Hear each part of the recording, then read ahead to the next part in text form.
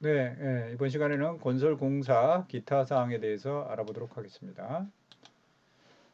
종합건설업은 일반 사업자에게 하도급을 줄 수가 없습니다. 면허 있는 당연히 하도급은 건설업체에게 줘야 되겠죠.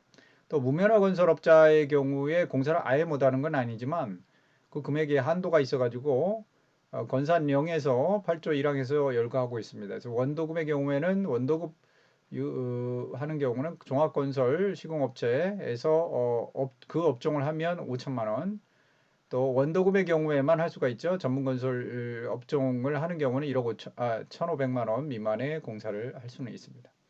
이렇게 할 수 있기 때문에 사실 고용산재보험에서 개시신고도 일단은 받아들고 있는 거죠. 그러나 이제 이런 금액들을 넘어가면 사실은 건산법 위반이 되는 겁니다. 다음에 하도급 대금에 대해 발주자와 원도급 업체가 하도급 업체의 직불계약서를 쓴다. 그래가지고 하도급 대금을 발주자가 직불하겠다. 그러면 대금 지급이면 당연히 발주자에게 있는 거죠. 그것을 이제 건산용 35조에서 그 부분을 밝히고 있습니다.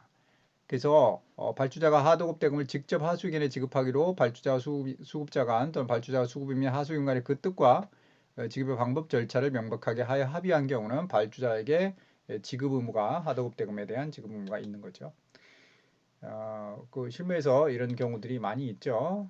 그 직불을 하더라도 근데 직불을 하더라도 세금계산서 교부는 절차를 거쳐서 다 가야 되는 겁니다. 이런 경우에도 원도급이 하도급에서 세금계산 받고 또 발주자는 원도급에서 받아야지 발주자가 하도급에서 세금계산서 직접 받는 경우는 아닙니다. 직불 하더라도.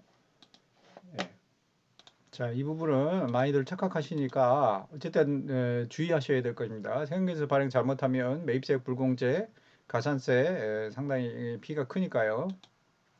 다음에 도급계약서와 하도급계약서는 전자수기 다 불문하고 당연히 인지세 납부 대상이 된다는 거 뭐 금액별로 해가지고 나눠져 있죠.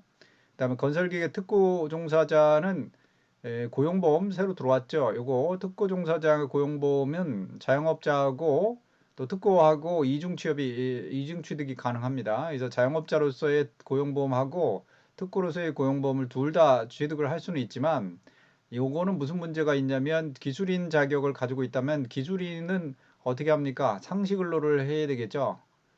그래서 만약에 특고지만 건설 기술인으로서 상시 근무하는 그런 패턴이 있다고 하면 법 위반이니까 형식적으로 신고는 특고라고 하고 실제로는 상시 근무를 해야 되는 또 기술인 신고는 하고 또 자영업자로서 하고 있다 이런 경우는 위배니까 주의하셔야 됩니다.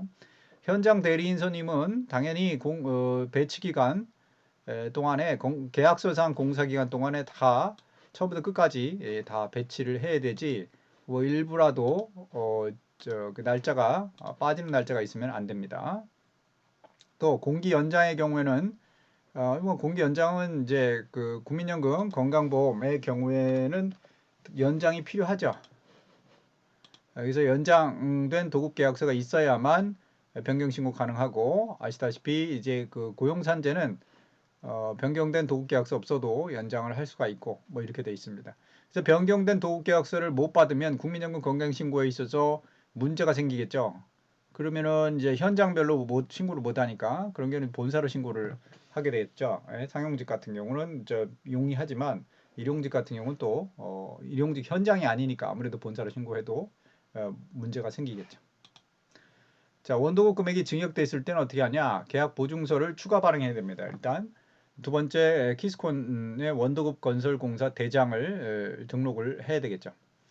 이제 그런데 퇴직공제는 원도급 금액이 증액됐다고 해서 별도로 증액돼서 퇴직공제에 해당이 된다고 해서 원래 되지 않았다가 되는 대상 금액이 된다 해서 성립신고를 별도로 하지는 않습니다.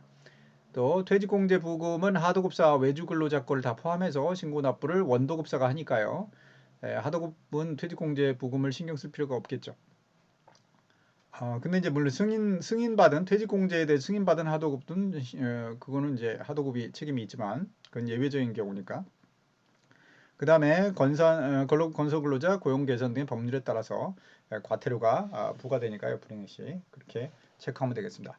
이상 기타 공무에 대해서 알아봤습니다.